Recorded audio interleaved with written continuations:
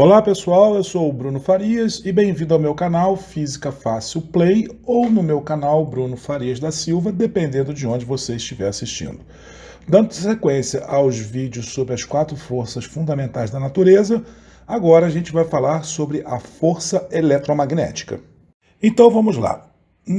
No primeiro vídeo dessa série foi o vídeo de introdução, que eu dei uma breve resumida em todas as 4 forças fundamentais da natureza. No segundo vídeo eu falei sobre a força gravitacional e nesse vídeo agora eu vou falar, que é o terceiro vídeo da série, eu vou falar sobre a força eletromagnética. No próximo vídeo falarei sobre a força forte e por último sobre a força fraca. Então a força eletromagnética, o agente mediador dela é o fóton. Como na gravidade, né, na força da gravidade seria o graviton, e eu repito aqui que o graviton ele ainda não foi identificado, é uma suposição que esse agente mediador ele exista, né? O fóton não, o fóton a gente já sabe que ele existe, e a gente vai falar bem sobre ele nesse vídeo. A magnitude da força eletromagnética, quando comparada com a força gravitacional, que teria uma magnitude, por exemplo, de 10 elevado a 1, ou seja, 10, a força eletromagnética é 10 elevado a 39 vezes maior, ou seja, a força eletromagnética é bem maior do que a força gravitacional. E ela também tem, a força eletromagnética, um alcance infinito, como a força gravitacional. E ela também, o alcance dela é inversamente proporcional à distância ao quadrado, ou seja, quanto mais distante ela fica, ele fica menor, elevado ao quadrado, né? Ok? Então, sem muito mais perda de tempo, vamos seguindo adiante. O que é essa força eletromagnética? Ela é uma interação física que ocorre entre partículas carregadas eletricamente, certo? Ela é transportada por campos eletromagnéticos compostos de campos elétricos e campos magnéticos e é responsável pela radiação eletromagnética. Um exemplo de radiação eletromagnética é a luz. Nessa animação que vocês estão vendo agora na tela aí, no lado esquerdo, vocês estão vendo uma onda mecânica na parte de cima. Repara que a onda mecânica ela se propaga numa única direção. Imagina você, o que é uma onda mecânica? Por exemplo, quando eu amarro uma corda, né, numa ponta e na outra, eu faço um movimento de baixo para cima ou de cima para baixo, ela vai dar, a onda ela vai percorrer, né? A onda vai percorrer a corda, né? Todo mundo já brincou disso quando era criança. E também um exemplo da própria uma onda do mar, né? Ela se propaga apenas numa única direção. Embaixo, a gente já tem a propagação, por exemplo, das ondas de luz. A luz, praticamente, basicamente a luz. Reparem que ela tem dois componentes, um vertical, né, que é o vermelho, que é o campo elétrico, e uma ortogonal a ela, ou seja, fazendo um ângulo de 90 graus, que é o azul, que é o campo magnético. Por isso que ondas eletromagnéticas, elas são composta de campos elétricos e magnéticos, que é a força eletromagnética. Então, a gente tem uma propagação num sentido vertical e outra no sentido horizontal. Como está bem animado aí agora, nessa animação da direita. Vocês veem aí que a componente vertical, que é a elétrica, ela aumenta, diminui, né, como numa função senoidal, o mesmo também para o campo magnético, que é indicado por esse vetor B aí de cor vermelha. A onda elétrica é esse azul, né, indicado aí com a letra E, do campo elétrico, oscilando essas ondas, né, tanto a magnética quanto a elétrica, em ângulos de 90 graus. Então, toda a radiação eletromagnética, e a luz é um bom exemplo disso, como o raio-x, o raio gama, as ondas de rádio, as micro-ondas, a gente vai ver um pouquinho isso mais detalhado lá na frente, eles oscilam, se propagam, né, conforme essa onda aí que vocês estão vendo nessa animação da direita, com campos elétricos e magnéticos num ângulo de 90 graus. Uma outra coisa que acontece com as ondas eletromagnéticas é que entre os núcleos atômicos, seus elétrons orbitais, isso faz com que se mantenham os átomos unidos.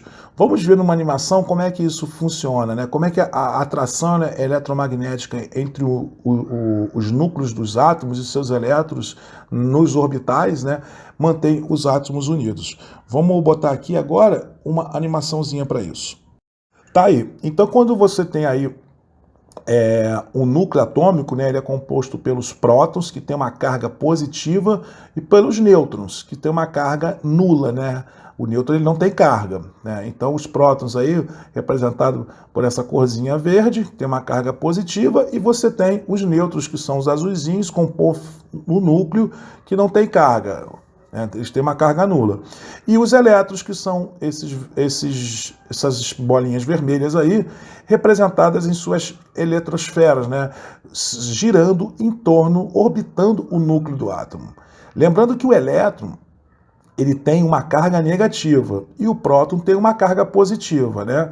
Então, o que acontece, e a gente vai ver também isso mais em detalhe na frente, cargas de sinais contrários se atraem, certo? Então o próton tem uma carga negativa, ele atrai o elétron que tem uma carga negativa. E cargas de mesmo sinal se repelem. Esse modelo atômico é o modelo de Bohr, no qual os elétrons eles orbitam ao redor do núcleo atômico de um modo muito semelhante que faz lembrar a órbita dos planetas em torno de suas estrelas, né? No caso, aqui do Sistema Solar, a órbita de Mercúrio, Vênus, Terra, Marte, Júpiter, Saturno, Urano, Netuno, e lá para frente, os planetas, lá para trás, no caso, os planetas anões, como Plutão, Eris, Makemake, Haumea, todos eles orbitando o Sol. É uma comparação, tá? Não é bem assim que funciona, mas para efeito prático, seria mais ou menos isso, né? No caso dos planetas orbitando o Sol, ou os exoplanetas, né, orbitando as suas estrelas hospedeiras, o que faz essa órbita, os planetas girarem em torno de suas estrelas, é a força gravitacional. Aqui no interior do átomo, o que faz esses elétrons girarem em torno do núcleo, e o núcleo aqui seria como se fossem as estrelas, né, e os elétrons, os planetas, é basicamente a força eletromagnética de atração do próton, que tem carga positiva, com o elétron, que tem uma carga negativa. Na prática, vocês vão descobrir, e eu vou fazer ainda vídeo sobre isso, que o elétron ele pode tanto se comportar como uma partícula, que é o que vocês estão vendo aí, ou pode se comportar como onda. É a chamada dualidade onda-partícula. E isso é um dos maiores mistérios aí da mecânica quântica, né? E os físicos ainda estão tentando entender como é que esse comportamento dual ele se forma na natureza, né? Ainda estamos engatinhando um pouco nisso daí. Mas vamos esquecer essa dualidade onda-partícula, vamos pensar apenas como se fosse uma partícula, que é essa animação aí, os elétrons orbitando o núcleo atômico em função justamente da força eletromagnética que tem no próton uma carga positiva e que atrai os elétrons que são uma carga negativa. Além disso, as forças eletromagnéticas, elas também são responsáveis pelas ligações químicas entre os átomos, as quais criam moléculas, e as forças intermoleculares, como a gente está vendo aí nesse desenho. A molécula de água, que é o famoso H2O, ou seja, são dois átomos de hidrogênio, que é o cinza, que se unem a um átomo de oxigênio, formando a molécula de H2O. Todas essas moléculas, né, todos esses átomos unidos formam uma molécula de H2O, né, dois átomos de hidrogênio e um de oxigênio, que se juntam a outras bilhões, trilhões, quatrilhões, quintilhões de moléculas, né, para formar o que a gente conhece como água. Mesma coisa acontece, por um outro exemplo, com o monóxido de carbono, que é formado por um átomo de carbono e um átomo de oxigênio. O átomo de carbono, aí no caso, é o cinza, o oxigênio é o átomo vermelho. Eles se juntam. Essa junção, como no H2O, é ocasionada devido à força eletromagnética. Mesma coisa também com o CO2, que é o dióxido de carbono, que é composto por um átomo de carbono, que é o cinza, e dois átomos de oxigênio, que é o vermelho nessa figura. Então, todas essas ligações químicas aí, entre átomos, para criar essas moléculas, é regida pela força eletromagnética.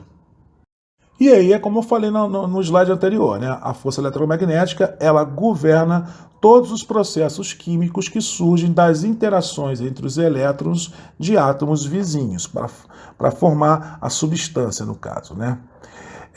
Existem inúmeras descrições matemáticas para explicar o que é o campo eletromagnético, que é aquele campo que a gente viu naquela animação anterior que eu vou recolocar aqui na tela, né? Então você tem lá o campo elétrico, que é o azul, né, no sentido vertical, né, oscilando numa senoide, e o campo magnético, que é o vermelho, no sentido horizontal, oscilando também numa senoide horizontal. Então existem diversas descrições matemáticas, mas a descrição mais proeminente, a mais aceita e a mais utilizada hoje são as equações de Maxwell, que descreve os campos elétricos e magnéticos, são gerados e alterados uns pelos outros e por cargas e correntes.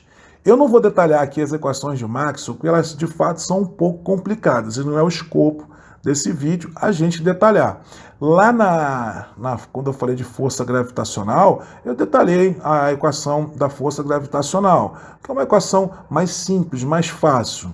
As equações de Maxwell, elas são razoavelmente complicadas e requerem um nível muito avançado na física, né? Principalmente a física de ensino superior, é preciso a compreensão de cálculo, né, de cálculo diferencial integral, para entender as equações de Maxwell. Mas acreditem, as equações do Maxwell, que é um físico, Karl Maxwell, né, ele descreve perfeitamente como funciona, como é que interage esse campo elétrico com o campo magnético para formar a força eletromagnética. Tá? No passado, eletricidade e magnetismo eram considerados duas forças separadas. Então, lá, muito tempo atrás, ninguém sabia que eles eram uma força que se formava em conjunto, né? Como a gente hoje trata hoje, a força eletromagnética. E aí, em abril de 1820, esse cidadão aí, o Hans Christian Ørsted, por esse nome aí vocês imaginam que ele é o cidadão nórdico, né? Observou que uma corrente elétrica em um fio causou o movimento de uma agulha de uma bússola que estava próxima. No momento da descoberta, o Ørsted ele não sugeriu nenhuma explicação satisfatória para o fenômeno, nem tentou representar o fenômeno em uma estrutura matemática. Ou seja, ele simplesmente aproximou uma agulha num fio onde passava uma corrente elétrica, uma bússola, né? Num fio onde passava uma corrente elétrica, e ele descobriu que essa corrente elétrica fazia com que a agulha da bússola girasse, tá? E, infelizmente, na época, ele não tentou representar esse fenômeno de forma estruturada matematicamente. Mas, 3 meses depois que ele percebeu esse fenômeno, ele iniciou algumas investigações mais intensas. Logo depois disso, ele publicou sua descoberta provando que uma corrente elétrica ela produz um campo magnético à medida que flui através de um fio. Ou seja, o Hans Christian Ørsted, esse cara aí, ele foi a primeira pessoa a dizer que a unificar, né? Ou seja, onde tem campo elétrico, vai gerar um campo magnético. E ele não sabia, vice-versa também acontece. Onde tem um campo magnético, gera-se um campo elétrico. Então foi dado o primeiro passo para a unificação da força elétrica com a força magnética, formando a força que a gente hoje conhece como força eletromagnética. Depois disso, surgiram várias pessoas, até antes dele mesmo, né, que já estavam estudando as interações elétricas e magnéticas. E eu vou colocar aqui alguns que se destacaram, que escreveram seu nome na pedra, né? Um deles foi o André-Marie Ampère, que era um francês. E o Ampère, ele descreveu a corrente elétrica, tanto que a corrente elétrica hoje, a unidade é 1 ampere. Corrente elétrica nada mais é que o movimento dos elétrons que gera a corrente elétrica. Como foi ele que descobriu, a unidade foi batizada em nome dele. Então, foi batizada em homenagem a ele. Então, toda a corrente elétrica ela é definida como 1 ampere. Então, uma corrente elétrica de 1 ampere, 2 ampere, 30 ampere. Isso é muito... A gente já está acostumado com isso. O fusível do seu carro lá, ele tem lá o limite que ele suporta, né, a corrente elétrica. Então, pode ser variar aí de 1, 2, 3, 4, 5, enfim, até onde que der. O Charles Augustus de Coulomb, ele, se eu não me engano, ele era inglês, né? Ele estudou a carga elétrica. Tanto que a carga elétrica hoje, ela a unidade de carga elétrica é em homenagem também ao nome dele, a Coulomb, né? E o que é a carga elétrica? Nada mais é do que a propriedade física da matéria que faz com que ela experimente uma força quando colocada em um campo eletromagnético. Ela pode ser uma carga positiva ou uma carga negativa, como, por exemplo, no caso dos prótons, que tem uma carga positiva, e o elétron, que tem uma carga negativa. Depois a gente vai conhecer aí o Michael Faraday. O Faraday, ele também teve uma unidade de capacitância, no caso, que foi dada em homenagem a ele. Então, a unidade de capacitância é o Faraday.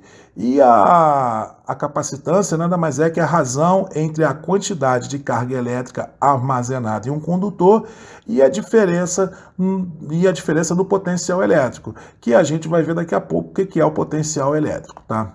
O Joseph Henry, ele estudou a indutância. Então, a unidade de indutância é o Henry. E indutância é a tendência de um condutor elétrico se opor a uma mudança na corrente elétrica que flui por ele, tá? A gente também tem o Ohms, né? George Simon Ohms, provavelmente em inglês. Ele é o responsável por identificar a resistência elétrica, tá?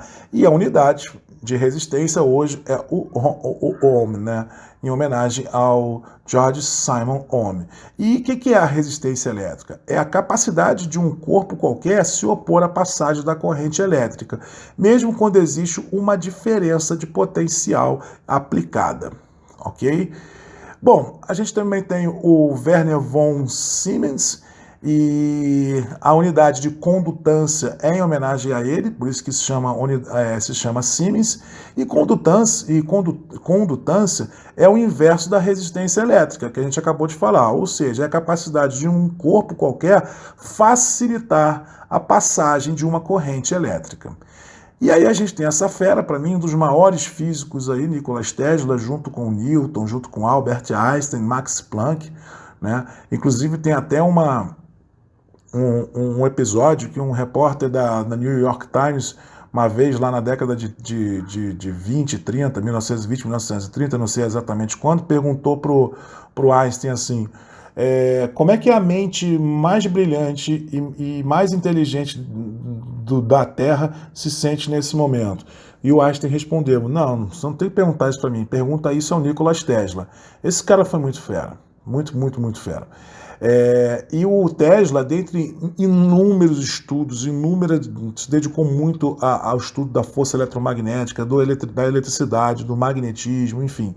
Ele tem uma unidade que é a densidade de fluxo eletromagnético, cuja unidade é em homenagem a ele. A unidade chama-se Tesla. E essa densidade de fluxo magnético também pode ser chamada de indução magnética, é a medida da concentração do fluxo magnético em um material. E aí, finalmente, a gente vai falar do Volta, né, do Alessandro Volta. E ele estudou e definiu o potencial elétrico, e a unidade é homenagem a ele, chama-se Volt. Como a gente já falou anteriormente, potencial elétrico, né?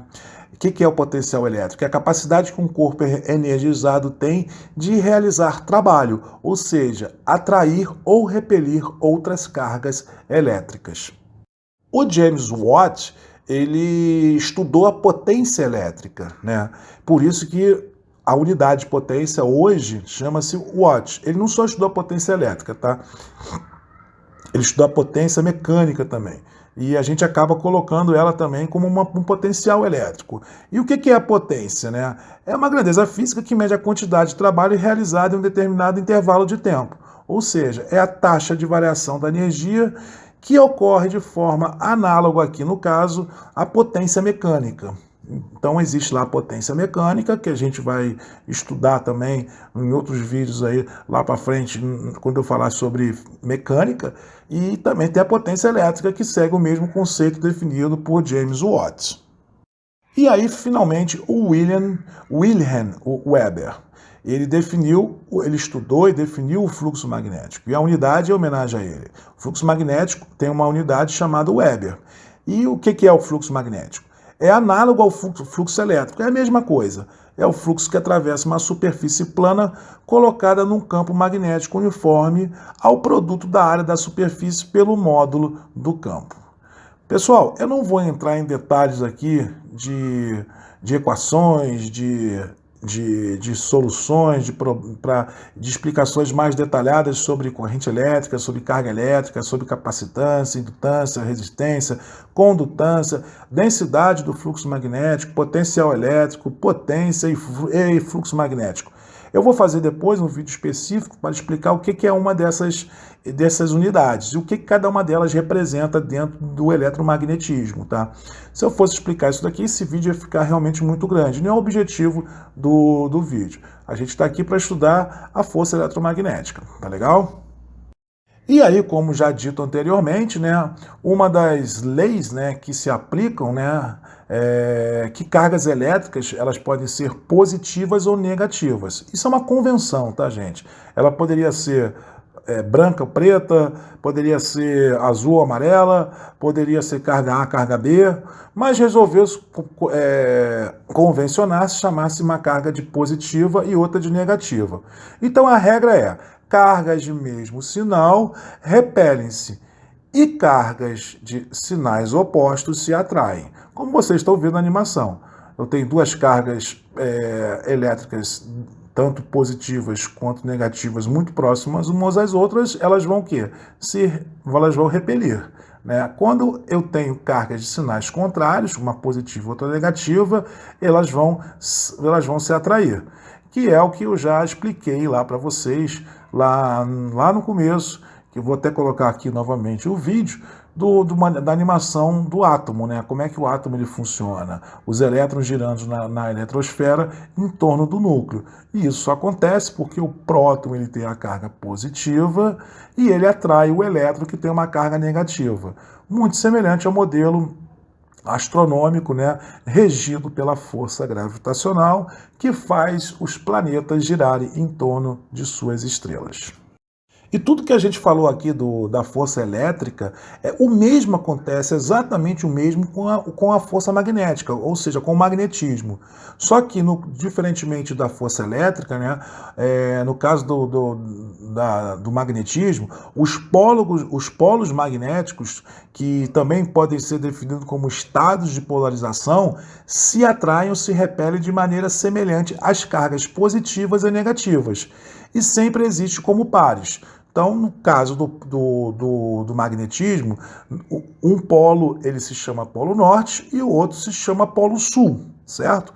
Diferentemente no caso da força elétrica, que uma carga é positiva, a outra é negativa. No magnetismo a gente trocou de nome, convencionou-se chamar-se polo norte e polo sul. E vale a mesma regra. O polo norte ele vai atrair o polo sul de um ímã, né? E se eu colocar o polo norte de um ímã em contato com o polo norte de um outro ímã, ele vai repelir. Se eu colocar o polo sul de um ímã em contato com o polo sul de um ímã, também vai repelir. Se eu colocar o polo norte em contato com o polo sul, ele vai se atrair. Ou seja, cargas contrárias atraem e cargas iguais, né, de mesmo sinal, né, de mesma polarização, no caso do magnetismo, né, polo sul e polo norte, elas vão atrair a mesma polarização, perdão, na mesma polarização elas vão se repelir, tá ok? Um excelente exemplo de magnetismo, né, é o campo magnético que forma na Terra. A Terra nada mais é do que um grande ímã, com o Polo Norte e Polo Sul. A gente já estudou isso em geografia, né? Agora vamos entender isso na física. Então a Terra ela tem lá um Polo Norte e um Polo Sul, como ela se de fato fosse um grande ímã. E vocês reparam que o campo magnético, né, que flui sempre do Polo Norte para o Polo Sul, né,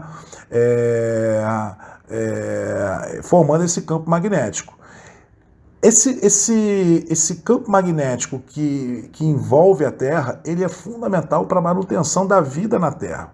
Como vocês podem ver nessa animação à direita aí, essas partículas que vocês estão vendo são partículas de fótons, são ondas eletromagnéticas, tá? Que é o que a gente está estudando aqui, carregadas com altíssimas energias, vindas do nosso Sol, né? Então aí você vai, esses fótons que estão percorrendo o espaço, que saem do Sol, né, eles vão viajando do Sol até o nosso planeta.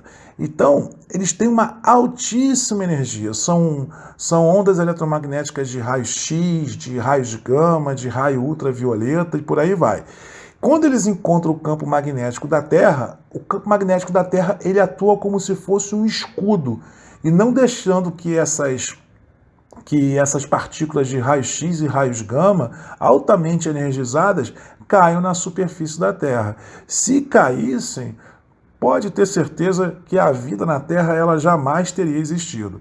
Então, a vida na Terra ela depende muito do nosso grande ímã que é formado no nosso planeta, para proteger toda a vida, seja ela mineral, vegetal e até a vida animal principalmente. E aí nessa animação, vocês estão vendo aí uma corrente elétrica passando por um fio, né? Esses vermelhinhos, bolinhas vermelhinhas aí são os elétrons. Eles corrente elétrica nada mais é que elétrons em movimento. Obviamente não é nessa velocidade, é uma velocidade muito próxima à velocidade da luz, tá? Então uma corrente elétrica dentro de um fio cria um campo magnético, como eu já falei lá no início, né? Esse campo magnético ele é circunferencial, correspondente, ele fica fora do fio. Sua direção, horário ou anti-horária, né, depende da direção da corrente no fio. Então, toda vez que eu tiver um campo elétrico percorrendo um condutor, como na figura à esquerda, vocês vão ver um campo magnético se formando, que são essas linhas verdes que estão aparecendo aí nessa animação à direita. Ou seja, gerei uma corrente elétrica nessa bobina aí amarelinha, né?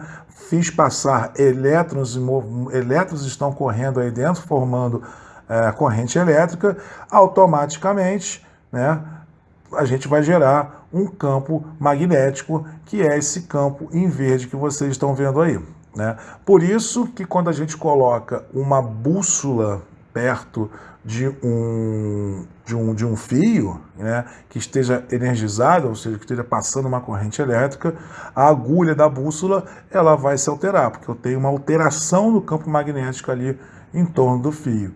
Faça essa experiência, ela é muito legal. Aliás, eu vou fazer melhor. Eu vou mostrar aqui essa experiência, esse vídeo da experiência da bússola e do campo elétrico. Então, repare, a gente tem uma pilha, né? Ela está conectada lá no polo positivo da pilha. Quando eu fecho o circuito com essa mão esquerda aí do rapaz, colocando aí no polo negativo da pilha, eu automaticamente fechei o circuito. Então está passando uma corrente elétrica nesse fio vermelho. Repara o que acontece com a bússola quando ele fecha o circuito, ou seja, faz passar um campo elétrico, uma corrente elétrica por esse fio vermelho. A agulha da bússola, ela altera o sentido. E repara que ela altera, né, ela vai procurar uma posição ali que seja perpendicular, ortogonal à propagação da corrente elétrica, né? Essa parte aí, tanto a parte vermelha da bússola, né, da agulha da bússola, quanto a parte branca, ela tende a estabilizar aí numa posição perpendicular ao fio, né? Então, é isso que acontece quando a gente faz uma corrente elétrica passar. Na verdade, a corrente elétrica ela gera um campo magnético e ela altera a agulha da bússola. No caso, a bússola ela funciona conforme eu falei, né? A Terra ela é um grande ímã, né? Então, a bússola vai sempre apontar para o polo norte magnético. né? No caso aí, para alterar essa agulha, para fazer com que ela se mexa, o campo magnético que está sendo gerado por essa corrente elétrica, ele é maior do que o campo magnético que é formado pela Terra. Por isso que ele se movimenta. Se esse campo magnético formado por essa corrente elétrica fosse menor do que o campo magnético do planeta Terra, a agulha não se mexeria. No caso é maior, então por isso que a agulha ela se mexe. Ok? E aí, essa animação é para vocês verem qual é o sentido de rotação do campo magnético, tá? O campo elétrico aí que se representa essas bolinhas vermelhas aí, que são os elétrons em movimento, né? Repara que é formado pela essa letra I aí, né? Que é o campo elétrico. Quando você tem um sentido do campo elétrico na direita, o campo magnético ele gira no sentido anti-horário. Se eu inverter a propagação da corrente, em vez de ir da esquerda para a direita, passar a ser da direita para a esquerda, o sentido do campo magnético altera. Ele vai girar no sentido horário. Tá ok? Uma outra coisa bastante interessante sobre a força eletromagnética, né, que ela por ser uma força elementar, né, ela vai gerar outras forças. Então, por exemplo, as forças de contato, que no caso é, por exemplo, uma bola em cima de uma mesa, né, uma esfera de ferro em cima de uma mesa, ela tem uma força de contato ali, que é o quê? É a força normal, que é perpendicular à superfície de contato. Isso a gente já estudou lá em mecânica clássica, né? Quando a gente estuda a dinâmica de forças, né? E a força eletromagnética, ela é a responsável por essa força de contato. Mesma coisa a força de atrito. O atrito só existe graças à força eletromagnética. E vamos ver no microscópio aqui, se a gente colocar uma lupa, um microscópio bem potente, e conseguir enxergar o nível dos elétrons, você vai ver aí que, por exemplo, essa camada de elétrons de baixo aí, que são os elétrons da camada externa da mesa, né, da madeira, que compõe a mesa. E essa camada superior de elétrons aí são os elétrons da camada externa da esfera, né? Então, o que acontece com cargas de mesmo sinal? Elas se repelem. Então, na verdade, o que acontece? A esfera, né, ela não entra para dentro da mesa, por quê? Porque existe uma repulsão elétrica dos elétrons que estão na camada mais externa da madeira da mesa com os elétrons da camada mais externa da esfera. Cargas de mesmo sinal se repelem, né? Então, por isso que a esfera ela simplesmente não entra mesa dentro. Isso acontece no dia a dia. Toda vez que você, por exemplo, encosta numa própria mesa, numa parede, quando você está andando no chão, você só não vai lá para dentro, porque é uma repulsão elétrica dos elétrons de ambos os corpos, né? Ocorre que quando a massa, no caso aí da esfera, é muito grande, né, a força gravitacional ela vai ser mais forte que a coesão dos elétrons, né, que estão ali unidos para repelir através da força eletromagnética. Então, quando a força gravitacional ela é superior à força elétrica, ela rompe a camada de elétrons e aí sim ela pode quebrar a mesa. Você pode, por exemplo, quebrar quando você passa o dedo, joga o teu dedo assim num isopor e fura o isopor, é porque a força que você está exercendo ali ela é muito maior que a repulsão eletromagnética, né? Isso é muito legal, porque poucas pessoas sabem disso, né? Que essa força de contato, né, tanto a força de atrito quanto a força normal, ela na verdade são consequências da força eletromagnética, onde os elétrons eles repelem-se mutuamente entre as camadas exteriores de cada um dos corpos que estão em contato. Falar em força eletromagnética é a mesma coisa, é impossível não falar em força eletromagnética se a gente não falar do espectro eletromagnético, é o que vocês estão vendo aí. Então, por exemplo, cada uma dessas faixas aí do espectro eletromagnético, ele tem uma frequência de onda e um dado comprimento de onda. Então, as ondas de menor frequência e de menor energia, que é essa que está marcada em vermelho à esquerda aí, são, por exemplo, as ondas de rádio, né? Essas ondas de rádio são as mesmas ondas que a gente ouve nessas rádios AM, FM e a própria televisão. Então, o espectro eletromagnético da onda de rádio ele tem essa característica. São ondas de baixa frequência e grandes comprimentos de onda. Se você não sabe o que é frequência e comprimento de onda, tem um vídeo aqui que eu estou fazendo que eu vou explicar isso mais no detalhe, certo? Depois, à medida que a gente vai indo para a direita, a frequência vai aumentando da onda, né? E o comprimento da onda vai diminuindo. Então, por exemplo, a gente tem as micro-ondas, que aparecem, por exemplo, no nosso telefone celular, no radar, nos telefones sem fios, no forno de micro-ondas, como o próprio nome diz. Então, as ondas de micro-ondas, elas pertencem ao espectro eletromagnético, são consequências da força eletromagnética e, como as ondas de rádio, todas as ondas que a gente vai ver aqui respeitam a lei do eletromagnética, que é o deslocamento do campo eletromagnético, né? Que é a onda elétrica num sentido, por exemplo, vertical, e a onda magnética perpendicular no sentido horizontal, né? Como vocês podem ver novamente nessa animação que eu estou colocando aqui na tela, tá certo? Seguindo aí com o espectro eletromagnético, depois a gente tem o infravermelho, tá? Que aí já tem uma frequência um pouco maior e um comprimento de onda um pouco menor, né? Então, por exemplo, um bom exemplo de infravermelho está no nosso controle remoto, da nossa televisão, do nosso aparelho de TV a cabo, enfim, de quase todos os controles remotos que a gente opera no nosso dia a dia, que a gente usa no nosso dia a dia.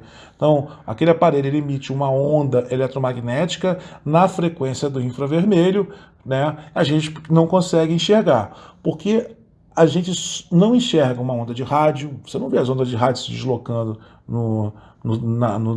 aqui na Terra, no céu, né? Você não vê uma onda de micro-ondas, você também não vê a luz que sai, a onda eletromagnética do infravermelho, né?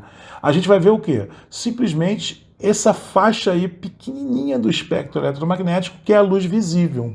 Isso que a gente enxerga. Então ela é composta basicamente aí por 7 cores, que é o vermelho, o laranja, o amarelo, o verde, o azul e o lilás. Então, essa aí é o espectro eletromagnético da luz visível. É isso que nós enxergamos, tá?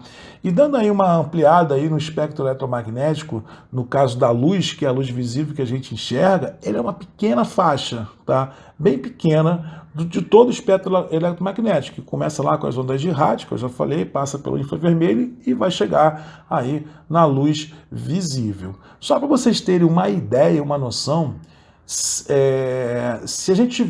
o espectro eletromagnético, todo ele, né, que vai lá desde as ondas de rádio até os raios, até as mais altas frequências de raio gama, isso se fosse colocado numa estrada de 350 quilômetros, o espectro visível, ou seja, a luz, que é o que nós enxergamos, ele cobriria apenas 1 centímetro dessa estrada. Ou seja, a gente enxerga muito pouco de todo o espectro eletromagnético, que é composto por outros tipos de frequência, como eu já falei, as ondas de rádio, micro-ondas, infravermelho, como também o ultravioleta. Todo o espectro eletromagnético na frequência do ultravioleta, ele está acima da cor violeta. Então, a gente também não consegue enxergar ele. Mas ele tem uma energia bem mais alta que as ondas anteriores, né, que os espectros eletromagnéticos anteriores, da luz visível, do infravermelho, do micro-ondas e das ondas de rádio. E aí a gente já começa a chegar em espectros eletromagnéticos, né, de comprimentos de onda muito pequenininhos e com uma alta frequência e uma altíssima energia, que já começa a ser muito danosos para o nosso organismo, para a nossa saúde, que é o caso dos raios-x. Né? E também, que a gente também usa para poder enxergar lá os órgãos, os ossos internos. Né? E também, os mais energéticos, né, de todos são os raios gamas, que são usados na medicina nuclear para ali você matar uma célula cancerígena. Sabendo usar, bem usado, isso não causa problema na gente, tá? Fontes de raio-x e raios gama, estrelas são fontes de raio-x, de raio gama, pulsares, buracos negros, né? São ondas do espectro eletromagnético que carregam uma grande quantidade de energia e uma elevadíssima frequência, tá? Então, basicamente, esse é o espectro eletromagnético, que é a consequência da força eletromagnética. Eu só quero deixar aqui claro uma coisa. A gente, repetir, tá? A gente enxerga uma faixa muito pequena, mas muito, muito pequena. Como eu dei naquele exemplo ali, que eu vou voltar ele aqui novamente. Se todo o espectro eletromagnético, desde das mais baixas frequências de ondas de rádio até as mais altas frequências das ondas de raio gama, né, fosse o tamanho de uma estrada de 350 km, o espectro de luz que a gente enxerga, né, a faixa de luz, o espectro eletromagnético que é visível, no nosso caso, que é a luz, ele cobriria apenas 1 centímetro dessa estrada, certo? Bom, falar de força eletromagnética é obrigatório se falar no mediador dela, que é o fóton. Tá? Então, o que é o fóton? Ele é uma partícula elementar. O que é uma partícula elementar? É uma partícula subatômica que não é composta de nenhuma outra partícula. Tá? Então, ela é base do... Não tem nada menor do que o fóton, vamos dizer assim. Tá? E o fóton, ele é um bóson de calibre, como vocês estão vendo aí no modelo padrão de física de partículas. Se você quiser conhecer isso um pouco melhor, assista o meu vídeo sobre força forte, que você vai entender um pouco melhor essa questão de quarks, leptons e os bósons, né? E o fóton, ele é um bóson, ele é o agente mediador da força eletromagnética. Como o gluon, ele é o agente mediador da força forte. Os bósons Z e W, eles são os agentes mediadores da força fraca. E tem um gravito, que eu já falei que a gente não sabe se ele existe, que teoricamente ele seria o agente mediador da força gravitacional. Tá? O fóton, ele é considerado o quantum do campo eletromagnético. E o que é o quantum? É o que vocês estão vendo aí. É a quantidade mínima de qualquer entidade física envolvida em uma interação. Né? E repetindo, o campo eletromagnético, ele é todo aquele que a gente já viu no espectro eletromagnético, que vão desde as ondas de rádio, micro-ondas, infravermelho, luz visível, ultravioleta, o raio-x e o raio gama. Então o fóton, ele está presente em todos esses espectros aí de ondas, né? Seja de rádio, micro-ondas, infravermelho, e por aí vai até o raio gama. E ele, o fóton, ele é o portador da força eletromagnética. A força eletromagnética só existe porque o fóton existe. Se não existisse fóton, não existiria força eletromagnética. Então ela é a partícula mensageira que dá origem à força eletromagnética. O fóton, ele não tem massa. Ele também não tem carga. Ele é que nem um nêutron. A carga dele é nula. E ele sempre se move na velocidade da luz, que é isso que vocês estão vendo aí, 299.792.458 metros por segundo.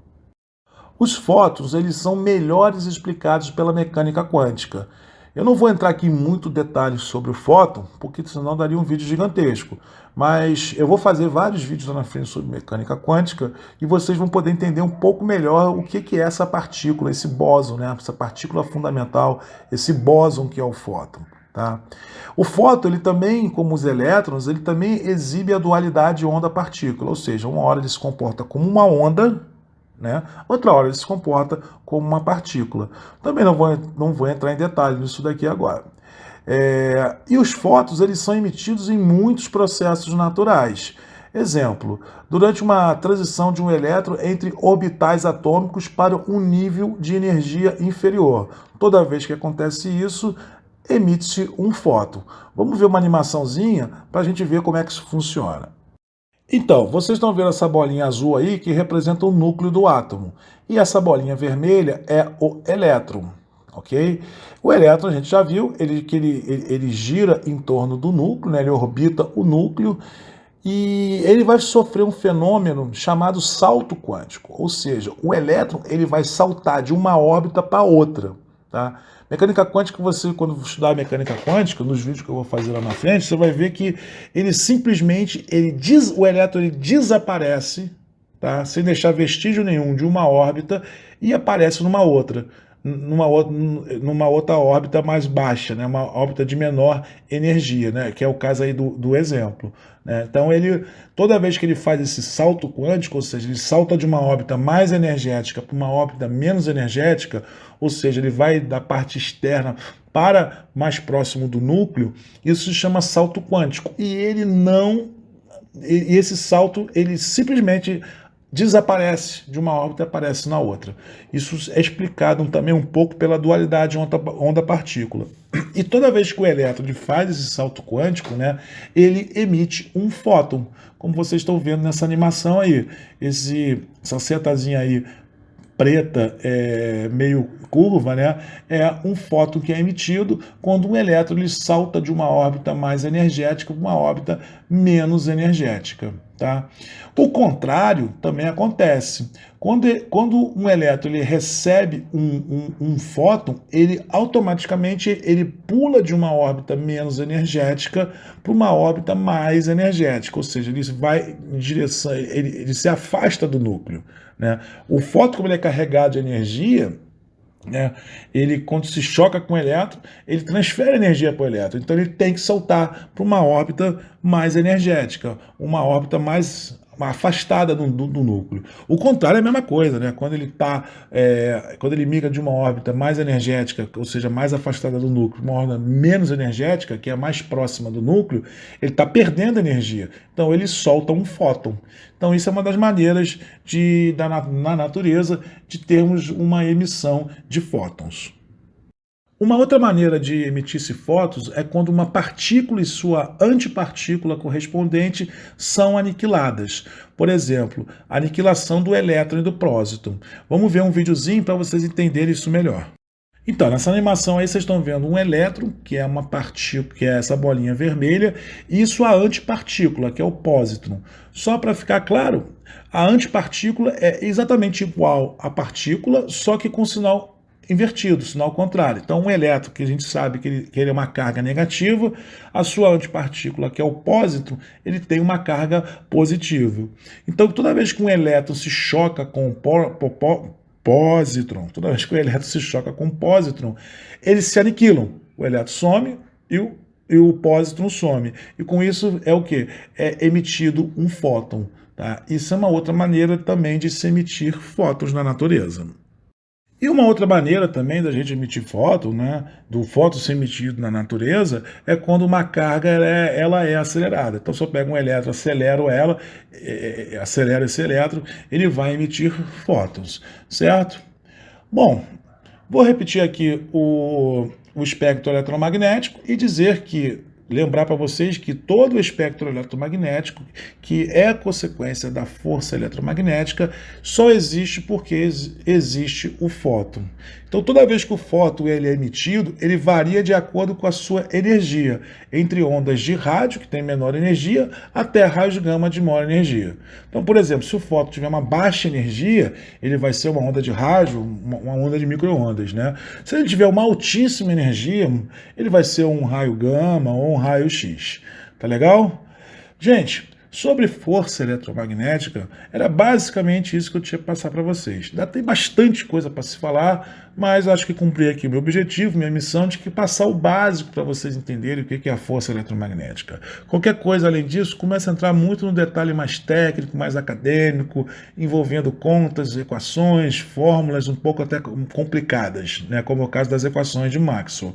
Então, eu vou encerrar o vídeo por aqui, agradecendo demais você ter chegado até aqui, por ter assistido. Se você gostou, não esqueça de deixar o seu joinha, dar o seu like. Se você não é inscrito, se inscreve no canal, compartilhe o vídeo e se inscrevendo no canal, não esqueça de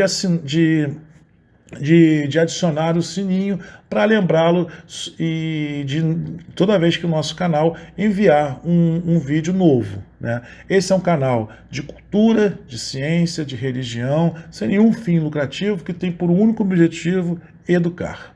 E isso eu faço com o maior prazer. Tá legal? Gente, muito obrigado por ter vindo até aqui.